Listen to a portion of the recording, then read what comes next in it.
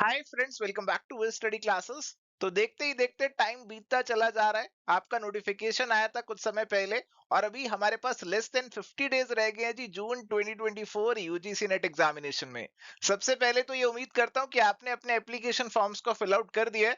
अगर अभी तक नहीं किया तो फटाफट से सबसे पहले एप्लीकेशन फॉर्म्स को फिल आउट कर लो। चाहे अभी आपकी प्रिपरेशन पूरी भी नहीं है तो कोई दिक्कत वाली बात नहीं है। एग्जामिनेशन में आपको जरूर अपीयर होना है, जरूर बैठना है, क्योंकि अभी अगर आप एग्जामिनेशन फॉर्म भरेंगे तो 50 डेज में शिद्दत से अच्छे से पढ़ाई करेंगे। इस बार ना भी क्लियर हुआ तो अगली बार तो पक्का हो जाएगा। बट अगर आप अगली बार पे ही छोड़ देंगे कि अगली बार देखेंगे तो फिर अगली बार फिर लास्ट 50 डेज में जाकर फंस जाओगे। फिर आपकी प्रिपरेशन लटकी रह जाएगी। तो एग्जामिनेशन तो सभी ने देना है।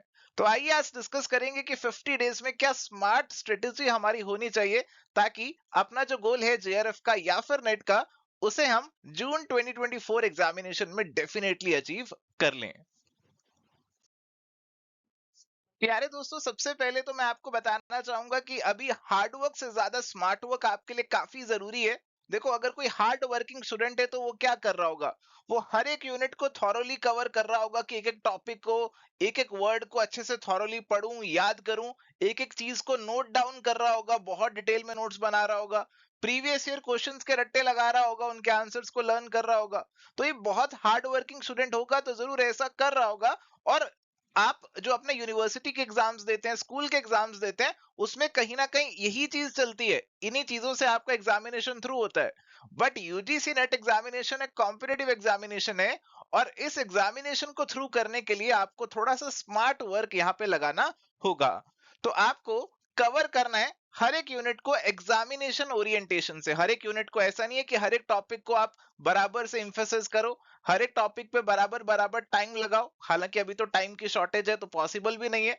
तो आपके लिए एक वीडियो ऑलरेडी आ चुका है, थोड़े समय पहले यूजीसी नेट कॉमर्स वालों के लिए ऑलरेडी डाला था वीडियो, जहां पे डिस्कस किया था कि एग्जामिनेशन में हर यूनिट में से कैसे कैसे सवाल आते हैं, कौन से टॉपिक्स पे क्वेश्चन पूछे जाते हैं। तो that is your relevance for the examination.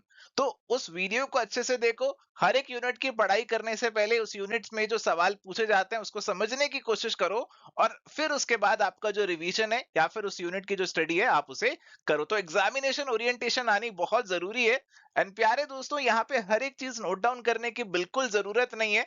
अगर आप एक एक चीज को अपने नोट्स में लिखना शुरू करोगे इस स्टेज पे तो सिलेबस पूरा नहीं होगा। नोट्स तो है आपके रद्दी की तरह बन जाएंगे इतने सारे, जिसका एंड में आपको कोई फायदा नहीं होगा।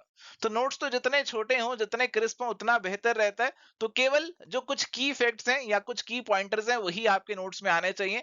एक ऑब्जेक्टिव पेपर है, एमसीक्यू बेस्ड सवाल यहाँ पे आने वाले हैं, कोई बड़े बड़े आंसर्स आपको वैसे भी नहीं लिखने। इसके अलावा देखो, प्रीवियस ईयर क्वेश्चंस के रट्टे लगाने से बात नहीं बनेगी। Previous year question as it is थोड़ा कम रिपीट होते हैं।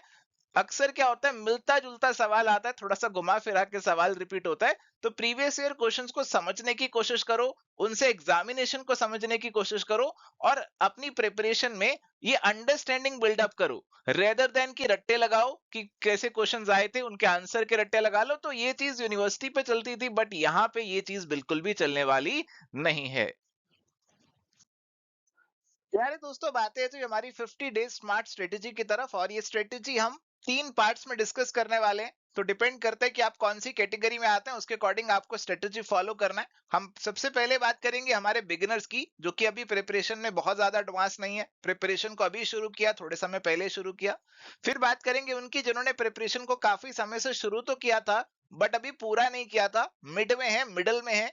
और फिर बात करेंगे उन एस्पिरेंट्स की जो कि अपनी प्रिपरेशन ऑलमोस्ट कंप्लीट कर चुके हैं, पहले एग्जामिनेशन भी दे चुके हैं, नेट भी क्लियर हो चुका है, जेआरएफ को टारगेट कर रहे हैं। तो जो ऐसे एस्पिरेंट्स है उनके लिए क्या स्ट्रेटेजी होनी चाहिए ये डिस्कस करेंगे। देखो, सभी के लिए स्ट्रेटेजी थोड़ी थोड़ी अलग हो जाएगी और इसीलिए आप जिस भी कैटेगरी में आते हैं अपनी स्ट्रेटेजी को अच्छे से सुनिए। और अगर आप इसे अप्लाई करेंगे तो डेफिनेटली मैं गारंटी दे सकता हूं कि एग्जाम में आप काफी अच्छा परफॉर्म करेंगे। सबसे पहले बात करते हैं जी एक बिगिनर की स्ट्रेटेजी। तो अभी आप जो एग्जामिनेशन की प्रिपरेशन है उसे स्टार्ट कर रहे हैं, स्टार्टिंग स्टेज पे हैं, थोड़ा बहुत पढ़ाई किया हुआ है बट अभी आपकी प्रिपरेशन ना के बराबर है।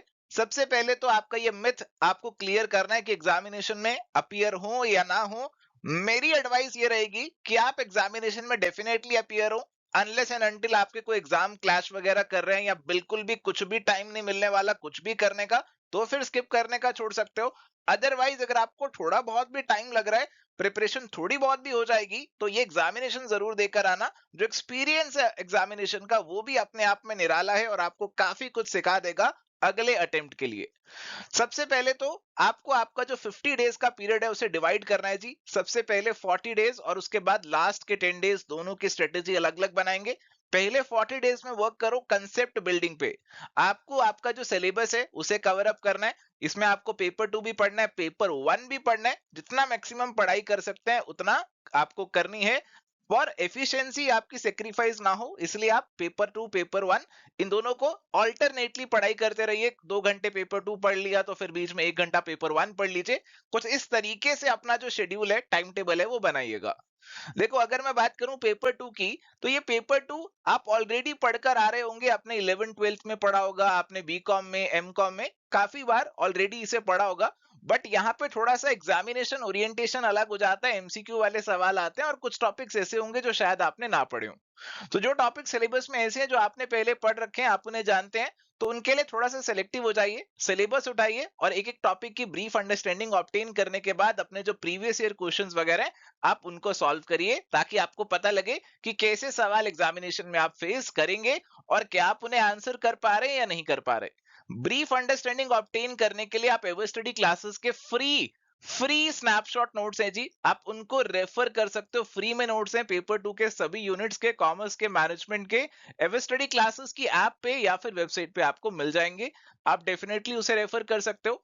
कुछ भी टॉपिक्स अगर यहाँ यूनिट्स ऐसे बचते हैं जिसके बारे में आपको बिल्कुल भी आइडिया नहीं लग रहा है, तो फिर उसके लिए आपको कंसेप्ट बिल्डिंग पे क्लासेस वगैरह को रेफर करना पड़ेगा। पेपर 1 आपके लिए थोड़ा सा नया हो सकता है, बट पेपर 1 के लिए भी एक सिलेक्टिव स्ट्रेटेजी अब हम फॉलो करेंगे जी। पेपर 1 में आपके जो यूनिट्स हैं, मोटा मोटी कुछ प्रैक्टिकल है और कुछ थ्योरेटिकल है। प्रैक्टिकल वाले हमारे पास है reading comprehension, logical reasoning, maths और डाटा इंटरप्रिटेशन। तो डेली 1 घंटा निकालो इनकी प्रैक्टिस करने के लिए। किसी दिन आधा घंटा मैथ्स और आधा घंटा डीआई कर लिया, किसी दिन आधा घंटा लॉजिकल रीजनिंग, आधा घंटा रीडिंग कॉम्प्रिहेंशन कर लिया। तो इस तरीके से डेली 1 घंटा प्रैक्टिस पे डिवोट करो, अपने आप धीरे धीरे एक्सपर्टीज आएगी। इसके अलावा हमारा जो आईसीटी, कम्युनिकेशन, टीचिंग एप्टीट्यूड और रिसर्च एप्टीट्यूड का पार्ट है, सिलेबस में जो टॉपिक्स मेंशन किए हुए हैं आप उनकी अंडरस्टैंडिंग ऑब्टेन कर लो। क्वेश्चन ऑलमोस्ट अटक जाएगा। कम्युनिकेशन में काफी हद तक अब क्वेश्चन थोड़े से लेवल हाई पूछे जा रहे हैं, तो उसमें घबराने की बात बिल्कुल नहीं है। जितना सिलेबस है उतना करके जाइए, अगर हाई लेवल का क्वेश्चन हुआ तो सबके लिए मुश्किल होगा। हायर एजुकेशन और एनवायरमेंट, इनका स्कोप एंडलेस है। इनके लिए अपने आप को लिमिटेड रखना, जितनी पढ़ाई कर सकते हो उतनी कर लो, प्रीवियस ईयर क्वेश्चंस को सॉल्व कर लो। अगर आप इनको पूरा कवर अप करने लगोगे तो शायद 2 महीने में एक भी यूनिट कंप्लीट ना हो। लास्ट के 10 डेज में आपको करनी है रिवीजन और प्रैक्टिस। तो जो भी 40 डेज में आपने पढ़ा उसको रिवाइज करना है लास्ट के 10 डेज में। तो पढ़ाई ऐसी होनी चाहिए, ऐसी जगह से होनी चाहिए जहां से आप बाद में रिवाइज भी कर सकें। और इसके अलावा कोशिश करना कि आप कुछ फुल लेंथ मॉक्स जरूर लगाओ, 4 से 5 फुल लेंथ मॉक्स लगाओ ताकि आपको हैबिट बने 3 घंटे बैठ के एग्जामिनेशन अटेम्प्ट करने का, 3 घंटे कॉन्सेंट्रेशन बनाए रखने का आपका हैबिट बने। तो इसके लिए कुछ फुल लेंथ मॉक्स आपको डेफिनेटली अटेम्प्ट करने हैं। तो ये थी जी एक बिगिनर की स्ट्रेटेजी।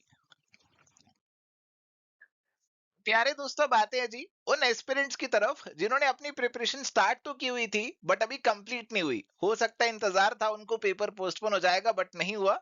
तो अभी आप मिड में हैं, आपने 50 60 70% तो कंप्लीट कर लिया सिलेबस, बट अभी कुछ चीजें आपकी बाकी हैं। अगर आप सोच रहे हैं एग्जाम को स्किप करने का तो बिल्कुल भी मत करना, आपने काफी प्रिपरेशन करी है। इस प्रिपरेशन के बेसिस पे एग्जाम तो जरूर देकर आना है, और जो लिमिटेड टाइम अभी हमारे पास है उसको भी अगर आप स्ट्रेटेजिकली स्मार्ट तरीके से यूटिलाइज करेंगे तो काफी अच्छे से कवरेज हो जाएगा।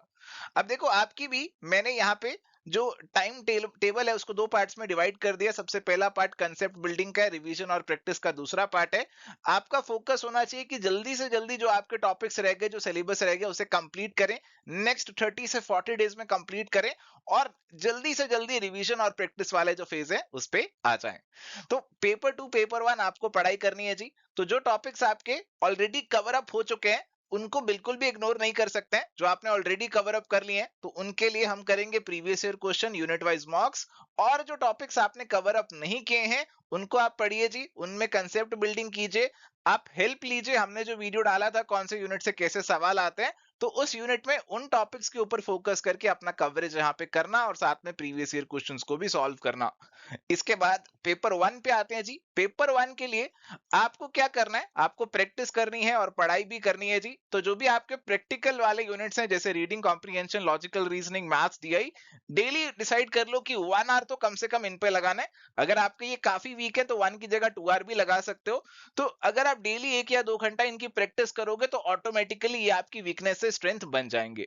बाकी आपके जो आईसीटी है, teaching aptitude, research aptitude, communication है, उसका सिलेबस आप कर सकते हो, बहुत बड़ा नहीं है। हालांकि कई सवाल आपको थोड़े से हाई लेवल के देखने को मिलेंगे एग्जामिनेशन में, तो उनसे घबराना नहीं है, बट अपना सिलेबस का कवरेज एक बार पूरा कर लो। हायर एजुकेशन एनवायरनमेंट अगर आपने ऑलरेडी कवर अप कर लिया तो ठीक है, बट अगर नहीं कवर अप किया तो इसको 100% कवर करने की टेम्पटेशन को थोड़ा सा दूर रखना। जितना सेलेक्टिवली कर सकते हो, प्रीवियस ईयर क्वेश्चंस को कर सकते हो उतना करना, जितना कंफर्टेबली हो रहा है आप उसे उतना ही करना। इसके अलावा जो रिवीजन और प्रैक्टिस वाला फेज होगा उसमें अगेन आपको जो भी आपका कवरेज आपने किया होगा उसे रिवाइज करना है। फुल लेंथ मॉक्स बेसिकली आपको यहाँ पे जरूर लगाने, कुछ ना कुछ तो लगाइए। कम से कम कोशिश करो कि 5 6 7 फुल लेंथ मॉक्स आप लगाएं, डिपेंडिंग ऑन कितना टाइम आपके पास अवेलेबल होता है। चलिए तो प्यारे दोस्तों, बातें ऐसे एस्पिरेंट्स की तरफ जिन्होंने अच्छे से ऑलरेडी पढ़ाई करी हुई है, काफी समय से एग्जाम की तैयारी कर रहे हैं, हो सकता है नेट ऑलरेडी क्लियर भी हो इनका। तो अभी आपके लिए कंबाइंड स्ट्रेटेजी है, आपके लिए कोई कंसेप्ट बिल्डिंग और प्रैक्टिस वाला फेज अलग अलग नहीं है, क्योंकि आपको इन दोनों पे अब इकट्ठे ही वर्क करना है। आपकी कोशिश होनी चाहिए मैक्सिमम से मैक्सिमम प्रैक्टिस करने की, मैक्सिमम से मैक्सिमम एमसीक्यूज लगाने की। और ये कहाँ से हो सकता है, ये प्रीवियस ईयर क्वेश्चन से हो सकता है और आपकी मॉक से टेस्ट सीरीज से यहाँ पे हो सकता है। तो आपका मैक्सिमम जो इंफोसिस है वो इन्हीं पे होना चाहिए। अब देखो, अगर आपने काफी बार ऑलरेडी पढ़ाई कर ली है तो अगर आप दोबारा से पढ़ाई करने बैठेंगे तो बोरिंग हो जाती है। तो अगर आप दोबारा से पढ़ाई करने की बजाय एमसीक्यूज की तरफ जाएंगे, उनको सॉल्व करेंगे, तो थोड़ा सा इंटरेस्ट बना रहेगा, आपकी पढ़ाई बोरिंग नहीं लगेगी। और फिर आपको पता भी लग जाएगा कौन से टॉपिक में आप वीक हैं या कौन से चीज आप भूल चुके हैं, उसको आप पढ़ाई कर सकते हैं। तो रिवीजन थ्रू प्रैक्टिस स्ट्रेटेजी इसे बोला जाता है, तो इसे आपको फॉलो करना है। इसमें जो भी आपके वीक एरियाज निकल कर आए उन्हें अच्छे से कवर अप कर लेना। मॉक टेस्ट आप कोशिश करिए डेली बेसिस पे लगाएं, unit wise mock daily basis पे लगाएं। और फुल लेंथ मॉक्स हर संडे आप अटेम्प्ट करें, ऐसा स्ट्रेटेजी आपका होना चाहिए। पेपर वन की बात करें तो आपको भी डेली 1 घंटा प्रैक्टिस करनी चाहिए, डीआई, आरसी, मैथ्स और लॉजिकल रीजनिंग की। और आपको वॉच भी साथ में रखनी है ताकि आपको पता लगे कि कितना समय आपको लग रहा है। कई बार ऐसा होता है कि आप कर तो लेते हैं बट समय बहुत ज्यादा लग जाता है, तो आपका वॉच जो है, टाइम लिमिट जो है, वो आपको साथ में रख के इनकी प्रैक्टिस यहाँ पे करनी है। इसके अलावा यहाँ पे अगर आप हायर एजुकेशन एनवायरनमेंट कम्युनिकेशन में बहुत ज्यादा एक्सपर्ट, बहुत बड़े दिग्गज बनने की सोच रहे हैं, थोड़ा सा टेम्पटेशन को कंट्रोल करना, क्योंकि उनके अंदर लिमिटलेस सिलेबस है। ऐसा ना हो कि इन तीनों यूनिट के चक्कर में आपके बाकी के 15 जो यूनिट हैं उनके ऊपर आपका फोकस छूट जाए, उनकी आप अच्छे से रिवीजन ना कर पाओ। तो ऐसा स्ट्रेटेजी आपको बिल्कुल भी यहाँ पे नहीं रखना है। बैलेंस बनाकर चलना है, पेपर टू भी करना है, पेपर वन भी करना है, प्रैक्टिस भी करनी है और वीक एरियाज पे वर्क भी करना है। प्यारे दोस्तों, अगर आपको लग रहा है कि टाइम कम है और अभी आपको रेडीमेड चीजें चाहिए जिनको आप रेफर करें और आपका एग्जामिनेशन थ्रू हो जाए, तो आप एवर स्टडी क्लासेस के कोर्सेज की हेल्प भी डेफिनेटली ले सकते हैं। अभी सभी कोर्सेज पे आपको फ्लैट 40% प्लस एडिशनल 5% ऑफ भी मिल जाएगा। तो आप कंप्लीट कोर्स, टेस्ट सीरीज या फिर प्रीवियस ईयर पेपर्स जो चाहे उनमें एनरोल कर सकते हैं। एंड अभी हमारा जो कंप्लीट कोर्स है जिसके अंदर आपको सारी चीजें मिल जाती हैं, टेस्ट सीरीज भी, प्रीवियस ईयर पेपर्स भी, पेपर वन, पेपर टू, सब कुछ मिल जाता है। आप उसको भी 60 डेज के लिए भी एनरोल कर सकते हैं। तो आपको लग रहा है आपका कुछ भी बाकी है, किसी भी एरिया पे आपको फोकस करना है, तो एक नॉमिनल प्राइस में 60 डेज के लिए भी आप एनरोल कर सकते हैं। और जो भी आपके वीक एरियाज है उन पे वर्क कर सकते हैं, क्योंकि जो भी आपके वीक एरियाज होंगे वो एग्जामिनेशन में आपके स्कोर को कम करेंगे, आपको कट ऑफ से दूर लेकर जाएंगे। तो उन पे ध्यान देना बहुत ही जरूरी है इन लास्ट डेज के अंदर।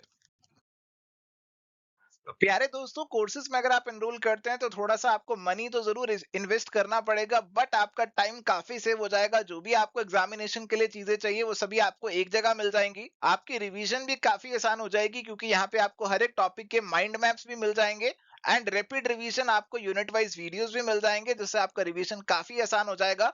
और अगर आप सिलेक्टिव स्टडी कर रहे हैं, कुछ यूनिट आपके रह गए, तो उसके लिए इसके अंदर आपको 60 डेज चीट शीट भी मिल जाएंगे, जिसमें हमने हाईलाइट किया हुआ है कौन सा टॉपिक ज्यादा इंपॉर्टेंट है, कौन सा कम इंपॉर्टेंट है और किसको आपको छोड़ देना चाहिए इस टाइम पे। एंड आप जो भी आपके वीक एरियाज है उनके क्लासेस देख सकते हैं, नोट्स देख सकते हैं, उनके एमसीक्यूज की प्रैक्टिस कर सकते हैं। एंड इसके अलावा आपके जो प्रीवियस ईयर क्वेश्चंस है उनकी भी प्रैक्टिस हो जाएगी। अगर आप फुल कोर्स लेते हैं तो उनके वीडियोस भी इसके अंदर मिल जाएंगे, और मॉक टेस्ट भी आप कोर्स के थ्रू लगा सकते हैं।